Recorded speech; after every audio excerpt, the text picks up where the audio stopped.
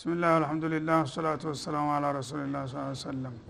ከዚያ በኋላ እነዚህ ትልቅ ታሪክ የሰሩ ለጋ ወጣቶች ለመሆኑ ቁጥራቸው ስንት ነበረ ወደሚለው ስንመለስ በቁጥራቸው ዙሪያም የተለያየ ሐሳብ የሚሰነዘር መሆኑን ያወሳልናል አላህ Subhanahu Wa Ta'ala። ሰዎች ስለነሱ ቁጥር የሚሉትን ለትዝብት ታቀረበ በኋላ እሱ ግን በመጨረሻ ምን መሆን እንዳለበት ይጠቁመናል ማለት ነው። ሰይቁሉነ ثلاثه ይሄንን ታሪክ የሰሩ ወጣቶች ስንት ነበሩ በሚባልበት ጊዜ አንዳንዶቹ የታሪክ ተመራማሪዎች ሶስት ነበሩ የሚል ሐሳብ ይሰጣሉ። ሶስት ወጣቶች እንደነበሩ ማለት ነው። ወራቢዑሁም ከልቡሁም አራተኛው ውሻቸው ነው። ሰዎቹ ሶስት ናቸው፣ አራተኛው ውሻው ነው። ስለዚህ እንግዲህ ከከተማ የወጡት መጀመሪያ ሁለት ነበሩ ማለት ነው በዚህ አካሄድ። ኋላ ደግሞ የገጠሬው ውሻውን ይዞ መጥቶ አራት ሆኑ ውሻው ጋር ማለት ነው። ይህ አይነት እንግዲህ ግምት የሚሰጡ አሉ ስለ ቁጥራቸው ማለት ነው። ወየቁሉነ ኸምሰቱን ሌሎቹ አይደለም አምስት ናቸው እና ሳዲሱም ከልቡም ስድስተኛ ውሻቸው ነው ብለው የዘገቡም አሉ ማለት ነው። ያነ ከተሜዎቹ አራት ሆነው ውሻ ያዘው ደግሞ ገበሬ ተጨምሮ አምስት ሆነ ማለት ነው። ረጅመን ቢልገይብ አለ። ይሄ ሁለቱ መላምት ነው አለ አላህ Subhanahu Wa Ta'ala። በዳበሳ ዝም ብሎ በግምት ነው ሶስት ነበሩ አምስት ነበሩ የሚለው ማረጋገጫ የሌለው አነጋገር ነው ብሎ ውድቅ አደረገው አላህ Subhanahu Wa Ta'ala። ይሄንን ሌላ ደግሞ ሐሳብ የሚሰጡ አሉ። ወየቁሉነ ሰብዓ ይሄን ታሪክ የሰሩት ወጣቶች ሰባት ነበሩ። ወታሚኑሁም ከልቡሁም ስምንተኛው ውሻቸው ነው የሚል ደግሞ መጣ ማለት ነው። ይሄንን ግን አላህ አልለቀፈውም። ይሄን አባባል የፊተኛውን ግምታዊ አነጋገር ብሎ ውድቅ አደረገው ማለት ነው። የኛው ግን ሰባት ናቸው ስምንተኛው ውሻቸው ነው የሚሉም አሉ ካለ በኋላ ይህም ስተት ነው አላለም፣ ወይም በግልጥ ትክክል ነውም አላለም። ምን አለ? ቁል ረቢ አለሙ ቢዒደቲሂም ጌታ የነዚህን ሰዎች ቁጥር ምንነት ጌታ ያቃል ብትል ይሻላል። እኔ ነኝ መጀመሪያ የማቃቸው በትክክል ምን ያህል እንደሆኑ። ሰዎች ዝም ብለው በግምት ተነስተው የሆነ ያልሆነ ነገር ከመናገር አላሁ አለም ብትሉ አይሻልም ይላል አላህ Subhanahu Wa Ta'ala። ማ ያዕለሙሁም ኢላ ቀሊል የነዚህን የወዳጆች ቁጥር ምን ያህል እንደሆነ ካዋቂዎች ከታሪክ ተመራማሪዎች በጣም ጥቂቶች እንጂ ማንኛውም ሰው በቀላሉ የሚያቃቸው አይደለም ይላል ማለት ነው። እዚህ ላይ አብዱላህ ኢብኑ አባስ የነብዩ አጎት ልጅ አነ ሚን ذاكል ቀሊል አሉ።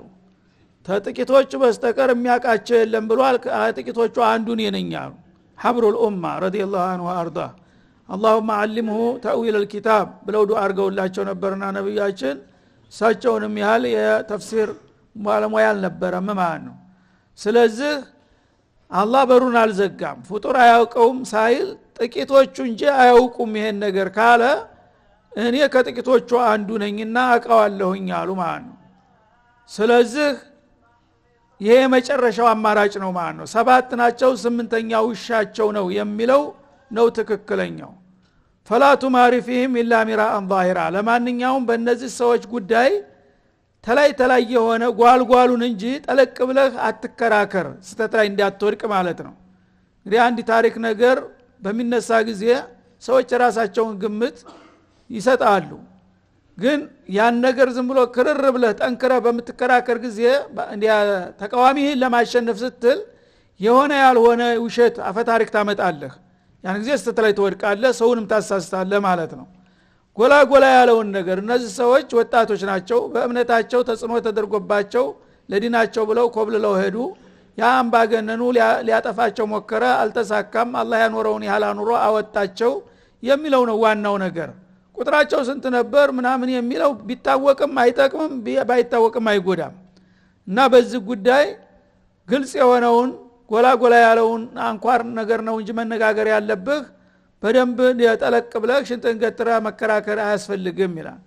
ወላ ተስተፍቲ ፊህም ሚንሁም አሐዳ እንደገና ደግሞ ከአካባቢዎቹ ሰዎች የነዚህ ሰዎች ቁጥር ምን እንደሆነ እኔ ተነገርኩ በላይ ደግሞ ዝርዝር ሁኔታው ምን ይመስል ነበረ የሚለውን አዋቂነን ከሚሉ ሰዎች አትጠይቅ፣ እኔ የነገርኩ በቂ ነው ይላል አላህ Subhanahu Wa Ta'ala። ምክንያቱም ሰዎች አንድ ነገር ፍንጭ ካገኙ ያን ነገር ያው እንደ ልቦለድ እያተቱ ያዳብሩታል የሆነ ያልሆነውን ነገር ማለት ነው ያጋንኑታል ያ ኸጦእ ነው ስለዚህ ዋናው ፍሬ ነገሩ ሰው ለእምነቱ ሲል ምን ያህል ጽናት ማድረግ እንዳለበት በአላህ መመካት እንዳለበት የሚችለውን ታደረገ አላህ እንዲግፈው እንደሚችል ይሄ ነው መልእክቱ ይሄ ደግሞ በቀላሉ አስቀምጨልሃለሁ ከዛ ውጭ ግን በዚህ ታሪክ ዙሪያ ምን አለ እያልክ የሆነ ያልሆኑትን ሰዎች መጠየቅ አያስፈልግህም አላቸው ማለት ነው መጀመሪያው ጥያቄው ባለፈው እንደተነሳው ከጎረቤቶች ከይሁዶች ተለምኖ የመጣ ጥያቄ ነው ሙሽሪኩል አረብ ነብዩ መቋቋም ሲያቅታቸው እና ሁሉ ጊዜ እሱ ስለ ወትሮ ሰዎች ታሪክ ያወሳል እና እስቲ እሱ ሊመልሰው የማይችል ታሪክ ይሁዶች የሚነግሩን ከሆነ ብለው ይሁዶችን ሄደው ጠይቀው እነሱ ደግሞ ይሄን ታሪክ ያቁት ስለነበረ በአንድ ወቅት በምስራቅ አውሮፓ የዚህ አይነት ወጣቶች ጠፍተው ለዘመናት ተሰውረው ቆይተው ተገኝተዋል የሚባል ነገር አለ ስለነዛስ ጌታ ምን ይላል ብለህ ጠይቁት ያንን ተመለሰ እንዳለውም ነብይ ነው አልበለዛ ግን ይሄን ማያከሆነ ስተተኛ ነው ብለው ልከውላቸው ነበርና ያንን ይዘው መተው ነው የጠየቋቸው ስለዚህ ይሁዶች ይሄን ጉዳይ ታሪኩን እናቃለን ይላሉ ግን በዛ ውስጥ የፈለጉትን ነገር እያተቱ ይዘላብዳሉና እነሱን ሄደህ እንዳትጠይቃቸው ስተተላይ ይጠሉሃል አንተ ምን ያረግልሃል ስለ ቁጥራቸው ስለምኑ ዋናው አላማና ተልቆ ተገልጾልሃል ከዚህ በኋላ ቁጥራቸውም ሆነ ማንኛውም ጉዳይ አስፈላጊ አይደለምና ማንንም ሄደህ አትጠይቅ አላቸው ወላ ተቁለነ ሊሸይ ማንኛውም ነገር ደግሞ ጥያቄ በሚቀርብልህ ጊዜ ለዛ ጥያቄ ኢኒ ፋኢሉን ذلك غدا ይሄን ነገር እኔ ነገ ፈጽመዋለሁ ብለህ እርግጠኛ ሆነህ መልስ አትስጥ አላቸው ይሄ ደግሞ ሌላ አጋጣሚ ስተት እንዲያምጥቶባቸው ስለነበረ እሱንም በዚሁ ሊያርማቸው ነው ማለት ነው ገና መጀመሪያ መተው እንደ አይነት ወጣቶች ባንድ ወቅት ጠፍተው ነበረ ስለነሱ ብትነግረን ብለው በጠየቋቸው ጊዜ ነገ ነግራቸዋለሁ ነገኑ ቶሎ ብለው ቀጠሮ ሰጡ ኢንሻአላህ የምትለው ተረሳች እንዴ ተኪስ የምታወጣ ይመስል አንተ ሰውዬ ነገ ብለህ ትቀጥራለህ እንዴ ከየት ታመጣለህ ነገ በላ እንግዲህ ታረጋተ ታመጣህትማ እናያለን ብሎ ዝም ጅብሪል መጥቶ እንዲነግራቸው ተስፋ አድርገው ነው እሳቸው አሁን ግን ኢንሻአላህ ማለት ነበረባቸው ያቺ ነገር ስለተረሳች እችም እንደ ጥፋት ሆና ቂም ተያዘባቸውና መቀጫ ሊሰጣቸው ነው ማለት ነው እና አንተ መጀመሪያውንስ እንዲህ አይነት ጥያቄ ሲመጣ ኢንሻአላህ ሳትል ዝም ብለህ ለምን ነገኑ ቶሎ ትላለህ እንዳይለመድህ አላቸው በዛ ሳቢያ ነገ ሲመጡ ነገ አሁንም ነገ ሲመጡ ነገ እየተባለ 15 ቀን አስቆጠረ መልሱ ሳይመጣ ማለት ነው ከዛ በኋላ መጣ በጣም ፍዳቸውን አይተው ተጨንቀው ጥላትን በቃ እንትን እያላባጭ የቀጣፊ አወናባጭ ተጋለጠ እያሉ ያብጠለጠሏቸው በመጨረሻ በጣም ታዘኑና ተደነገጡ በኋላ መልሱ መጣ ማለት ነው እና ይሄ መልስ እንዲዘገይ ያደረከው ራስህ ነህ መጀመሪያ ለምን ኢንሻአላህ ሳትል ነገ ትላለህ በማለት አረማቸው ማለት ነው አንድ ነገር ስትጠየቅ በእጅህ ያለ ነገር ከሆነ ትሰጣለህ እርግጥ ነው በእጅህ የሌለ ነገር ግን ነገ ለመምጣት ምን ዋስተናለህ ነገኑ ቶሎ የምትላቸው ኢንሻአላህ ብትል ግን አላህ ከሻካልክ በጌታ ተመክተሃል ጌታ ይልክልህ ነበር አላልክም አንተው ራስህ ተኪሳውተ እንደምትሰጠው ነገ አልካቸው ነገ ሲመጣ መልስ የለህም አሁንም አላልክም ስለዚህ በገዛ ጥፋት ነው እኔ ምን ላድርግህ ይላቸዋል ማለት ነው ሙኻለፋ ደግሞ አላህ Subhanahu Wa Ta'ala ትንሽም ብትሆን በተለይ በትልቅ ሰዎች ላይ የምትመጣ ስተት እንደቀላል አያልፋትም ምክንያቱም ቁድዋ ናቸውና ለሌላ ሰዎች ምሳሌ እንዲሆኑ ማለት ነው እና ማንኛውም ነገር ሲቀርብልህ አላህ ቢሻ የሚለውን ቃል ሳትጀምር የራስህን ውሳኔ አትስጥ ኢላ አን የሻ አላህ ቢሻ የሚለውን ጨምረህበት ቢሆን እንጂ ዝም ብሎ ነጠላ መልስ እንዳትሰጥ አላቸው ወድኩር ረበከ ኢዛ ነሲት እንዳውም መጀመሪያ እረስተህ ኢንሻአላህ ሳትል ከሆነ ቀጠሮ የሰጠው ወይም ተስፋ ቃል የገባው ባስታወስክበት ጊዜ ጌታህን አውሳሁንም እርግጥ ነው ሁሉ ጊዜ ትዝ አይለውም አንዲ ሰው አንዲ ነገር ድንገት ስትጠየቅ ነገና ቶሎልኝ ነገናልኝ ተሰዓትና ቶሎ ትላለህ ዝም ብለህ ማለት ነው እንደዛ ማለት የለብህም ኢንሻአላህ ሙእሚን የሆነ ሰው ሁሉ ጊዜ ኢንሻአላህ ብሎ ነው ቀጠሮ መስጠት ያለበት ማለት ነው ያ ከተረሳብህ ግን ቆይተህም ቢሆን ያንን ቀጠሮ ከሰጠህና ከቆየህም በኋላ ትዝ ሲለህ እንደዚህ ነገ ብያለሁ እኮ ሳምንት ብያለሁ ከወር በኋላ ብያለሁ ኢንሻአላህ አላልኩም አይደል አሁን ሲደርስ የለ ኢንሻአላህ ቆይተህም ቢሆን ማለት ነው ያቺ ከሆነ ፈረጃ ታመጣለች ማለት ነው እና አገራችን አንዱ ገበሬ ሶላት ጀምሮ እየሰገደ ነው ያለው ጥጃይቱ ገመዷን በጥሳሩ ጣዳ መጥባት ጀመረች ጥጃው አዳ ጠባች ምናምን ወተቷ ታመልጠው ሆነ እስከሚጨርስ ጊዜ አልሰጠውም ተነስቶ በደመ ነፍስ ሶላቱ መሃል ላይ ትቶት ሄዶ ማለብ ጀመረ ያለ መጨረሻ አካባቢ አልহামዱሊላህ አግኝቻታለሁ ብሎ ተተረጋጋ በኋላ ለመሆኑ ሶላቱን ጨርሼ ነው ዝምየት እንደው ስነሳ ሰላም አለይኩም ብዬ ሆን ዝምብዬ ነው አለና ልጅ አለች ጥጃ የምትይዝለት አንቺ ተዛ ተስግዴት የስነሳ ተጎላምም የነ የተነሳው ዝምብዬ አለ እንዴና እንዴ ማለት ተጎላምም አራኔ አይመስለኝም አለች እሷ አሁንስ ይደርስልህ ሰላም አለይኩም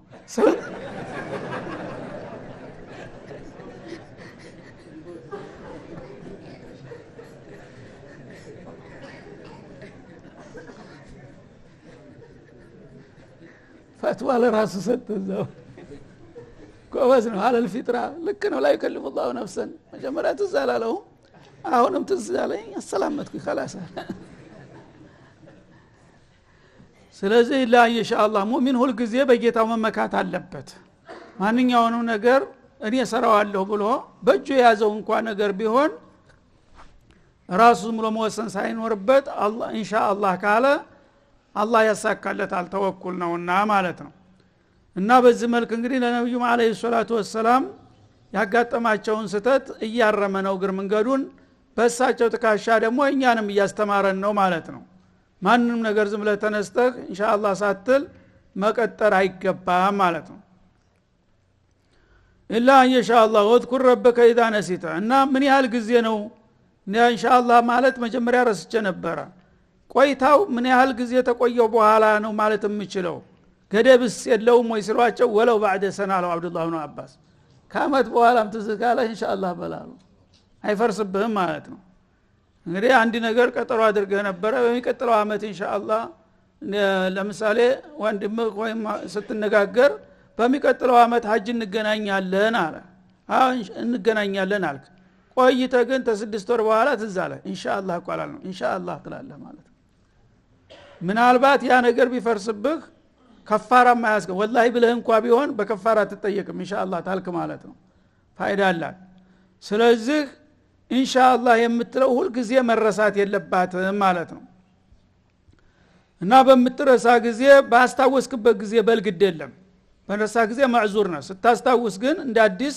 አሁኑ ትላለህ ማለት ነው ወቁል አሳ የዲኒ ረቢ ሊአቀረበ من هذا رشዳ እና ከዚህ ላይ መጀመሪያ ጥላቶቻቸው ይሄንን ጥያቄ ከመለስክልን እናምንልሃለን ብለው የውሸት ተስፋ ቃል ሰጥተዋቸው ነበር ሙሽሪኮቹ ደግሞ ለዛ ነው እሳቸውም ቀልባቸው ተንጠልጥሎ የነበረው ማለት ነው ይሄንን ጥያቄ ማንም ሰው ያቀውም ነብይ ካልሆነ በስተቀር ብለዋቸዋል ይሁዶቹ ይሄንን ተመለስክ እንሰጣለን ሲሉ ሲመለስ እንደገና ወደ ኋላ ማሸክሸክ ጀመሩ ማለት ነው ያ ነገር ደግሞ እንዳይሰማቸው አላህ ወቁል አሳ የዲኒ ረቢ ሊአቀረበ من هذا رشዳ ወትሮውንስ የካፊርን ቀጠሮ አምነህ ለምን ትመካበታለህ እነሱ ለማድረግ እንጂ ቃላቸውን ሊያከብሩ አይደለም ስለዚህ አላህ ሂዳያ ሊሰጣቸው ሊያሳምናቸው ከፈለገ ከዚህ በተሻለ መልኩ አላህ በቀላሉ ቀናውን መንገድ ይመራችሁ ይችላል በላቸውኛ በእነሱ ተስፋ ተንጠልጠል አላቸው ማለት ነው ወለፊቱ ፊከፊህም ታዲያ እነዛ ጎበዞች በዛ ዋሻቸው ውስጥ ስንት ጊዜ ዘገዩ ወደሚለው ስንመጣ ደግሞ ምን ያህል ጊዜ እንደቆዩ ራሱ ሊናገር ነው ማለት ነው ባለቤቶቹ እናቃለን ብለው አንድ ቀን ግማሽ ቀን ሲሉ የነበሩትን እሱ ግን ወለፊቱ ፊከፊህም በዛ በዋሻቸው ውስጥ ዘገዩ 300 ሲኒን ወዝዳዱ 309 አመታት ያህል ይላል 309 አመታት ያህል እንግዲህ ሰው ሳይበላ ሳይጠጣ በእንቅልፍ ተይዞ መቆየት በጣም አስገራሚ የሆነ ታምር ነው ማለት ነው እና 300 ያለው በጨረቃ አቆጣጠር ነው እና 9 ጨመረ የሚለው ደግሞ በፀሐይ ስሌት ነው ማለት ነው ፀሐይና ጨረቃ በመቶ አመት የ3 አመት ልዩነት ይበላለጣል የሁለቱ ስሌት ማለት ነው ምክንያቱም በየሳምንቱ ደቂቃዎች ሰዓታቶች እየወጡ ሲሄዱ የቀንና የሌሊት አቆጣጠር ያዩ ምክንያቱም የጨረቃ አቆጣጠር ሁሉ ጊዜ ወሩ ሙሉ አይደለም አንድ ወር ከሞላ አንድ ወር 29 ነው የሚሆነው እንደዚሁ እያለ በአመት ውስጥ የተወሰኑ ቀናቶች ይወጡበታል ማለት ነው እንደገዛ በሁለት አመት በሶስት አመት እየተደመረ ሲሄድ በአመት ውስጥ በመቶ አመት ውስጥ 3 አመት ልዩነት ይመጣል ማለት ነው የጨረቃው አቆጣጠርና በፀሐይ አቆጣጠር በመጨረሻ ግን 300 አመት ስለሆነ ከ300 አመት 3 አመት ሲመጣ 9 አመት መጣ ማለት ነው በዛ መልክ በፀሐይ አቆጣጠር ከተሄደ 300 አመት በጨረቃ ስሌት ከተሄደ ደግሞ 309 አመት ቆዩ በማለት ገለጠው አላህ Subhanahu Wa Ta'ala እና ይሄን ያህል እንግዲህ አላህ Subhanahu Wa Ta'ala አጅቦና ሞሽሮ ምንም ነገር እንዳይደርስባቸው ካቆያቸው በኋላ ለተአምር አወጣቸው እንደገና አላማቸው መሳካቱን ዲል መጎናጸፋቸውን ካወቁ በኋላ ዱንያ ጉዳያቸው አልሆነም ማለት ነው አንፈልግም አሉ እኛ ዲናችን በዛ ሀገር ላይ ተከብሮ እስላም አብቦ ማየት ነበር ምንፈልገው ይሄን አየን ከዚህ በላይማ ምንም ጉዳይ የለንም አላህ ወደ ጌታችን ብንሄድን መርጣለን አሉ በዛው ሄዱ ማለት ነው ቁልላሁ አዕለሙ ቢማ ለቢቱ ይላል እና አሁንም አላህ Subhanahu Wa Ta'ala እዛ ዋሻ ውስጥ ምን ያህል እንደቆዩና እንደዘገዩ አላህ ነው የሚያውቀው በል ሰዎች ግን ይሄን ነገር አስልታችሁ ድረሱበት ቢባል ሊደርሱበት አይችሉም እነሱ ራሳቸው አንድ ቀን ወይም ግማሽ ቀን እያሉ ነው ያሉትና በትክክል ሊታወቅ አይቻልም ነበር እኔ ግን ባለኝ ዕውቀት ይሄ ነው ሂሳቡ በማለት አስቀመጠ ማለት ነው ለሁ ገይቡ السماوات والارض አላህ Subhanahu Wa Ta'ala በሰማያትና በምድር ውስጥ የራቁና የተደበቁ ሚስጥሮች ሁሉ የሱ ናቸው እንኳን የነዚህ ሰዎች ቆይታ ቀርቶ በአለም ዙሪያ በሰባቱ ሰማያት በአርሽ በኩርሲ በጀነት በጀሃነም በምድር በሰማይ በየብስ በውሃ በባህር ውስጥ ያለው ሚስጥር ሁሉ በእኔ መዝገብ ውስጥ ነው ያለው እና ከኔ በላይ ሙሐሲብ የለም ማለቱ ነው እኔ ማቀው ያረጋገጥኩት 390 አመት እንደቆዩ ነው በዛ ዋሻ ውስጥ በማለት ያረጋገጠ ማለት ነው አላህ Subhanahu Wa Ta'ala على كل شيء قدير وبكل شيء عليم ከመሆኑ የተነሳ በእርግጠኝነት 309 አመት እንደቆዩ አረጋግጥላቸዋለሁ አለ አብሲር ቢሂ እና አላህ Subhanahu Wa Ta'ala ما ابصره ይላል واسمع ما اسمعه صيغه التعجب ይባላል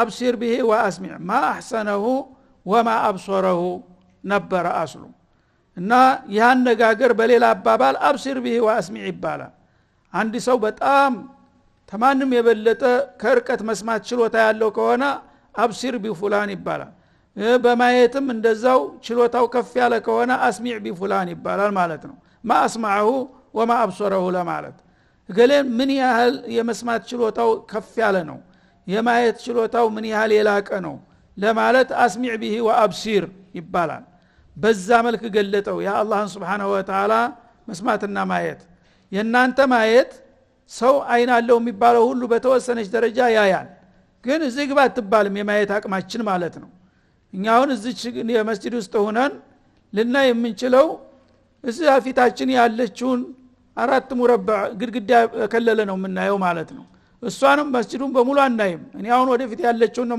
የማየው እናንተ ደግሞ እዛ ያላችሁት ወደዛ ያለውን እዚህ ያለው ወደዚህ ያለውን እዚህ ያለው ወደዚህ ያለውን ያንዳንዳችን 3/4ኛውን አናይም አሁን የመስጂዱን አይደል 3/4ኛው ሩቡን ብቻ ነው የምናየው የሰው አቅም እንግዲህ ይሄ ነው ፍጡር ማለት ነው አላህ ግን Subhanahu Wa Ta'ala ዓለምን ዳርስተዳር ከላይም ከታችም ከውስጥም ከላይም በሙሉ ሁሉም ነገር ሳይሰወርበት ግልጽ አድርጎ ነው የሚያየው ማለት ነው ይህ አይነት አስተያየት ይባላል የኛም ማየት ትባላለች ያው እንግዲህ መባሉ አይቀርም የተወሰነ አይተናልና ማለት ነው የሚሰማውም እንደዛው ነው ማለት ነው እኛውንም እንሰማው እዚህ ውስጥ ያለችው እዚህ መስጂድ ውስጥ የምትነገር ነገር ነው ያውም ጎላ ያለች ከሆነች ማለት ነው አላህ ግን Subhanahu Wa Ta'ala በአለም ደረጃ የሚነገሩትን በሙሉ የዓለምን ቋንቋ የዓለምን እንቅስቃሴ የዓለምን ኮሽታ አንድ ባንድ ይሰማታል ሩቅ ቅርብ ሳይባል ማለት ነው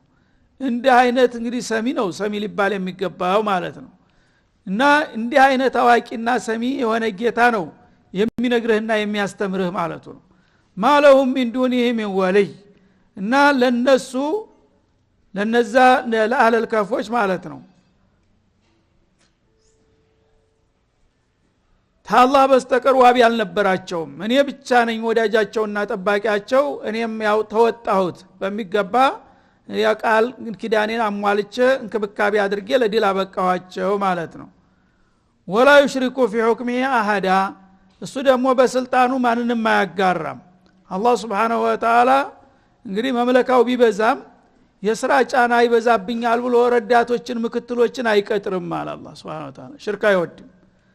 እንግዲህ በዱንያ ላይ አንድ ባለስልጣን አንድ የተወሰነ ክልል ተተቆጣጠረ በዛ በመመለካው ውስጥ ብዙ በሺ የሚቆጠሩ ሰራተኞች ሙወዘፎች የተዋረድ ባለስልጣናቶች መመደብ አለበት አይደል?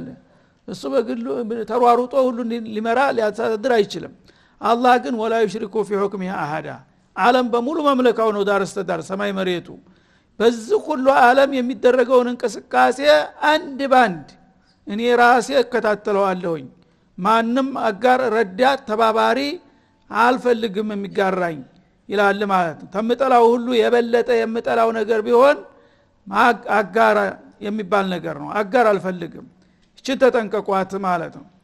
እና አላህ Subhanahu Wa Ta'ala እንግዲህ እነዚህን ሰዎችም እንደዛ የባረካቸውና የዚህ አይነት ታሪክ እንዲሰሩ ያስቻላቸው ተሽርክ በመራቃቸው ነው። ሽርክን በመፍራታቸው ተውሂድን በማክበራቸው ነው አላህ ሚስጥሩ ማለት ነው። ስለዚህ በእኔ በስልጣኔ ማንም ማጋራት አልፈልግም።